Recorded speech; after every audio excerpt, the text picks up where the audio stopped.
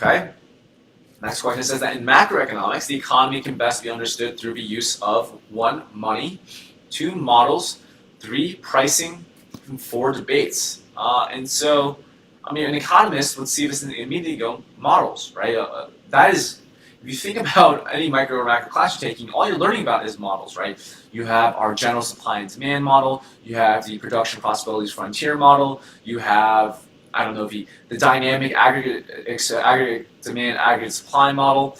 They're all just different ways of simplifying the economy or the world around us into a controlled way for us to understand what influences what and what are the relationships between different factors that are existing in the economy, right?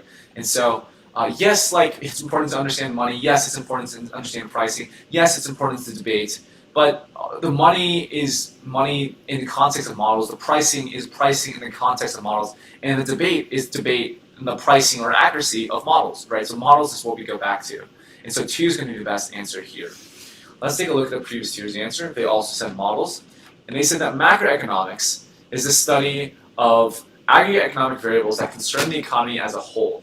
It describes the structure, performance, and behavior of the entire economy by studying indicators such as national income, unemployment rate, price indices, etc. It is crucial for the determination of economic policies. Since macroeconomics deals with the economy as a whole, analyses cannot be performed by treating the entire economy as a laboratory or a test group. It is neither feasible nor possible. Any effort to do so can lead to severe wastages of economic resources. Hence, economic environments are mimicked through models representative of different sectors or economic institutions upon which tests are carried out and inferences are drawn.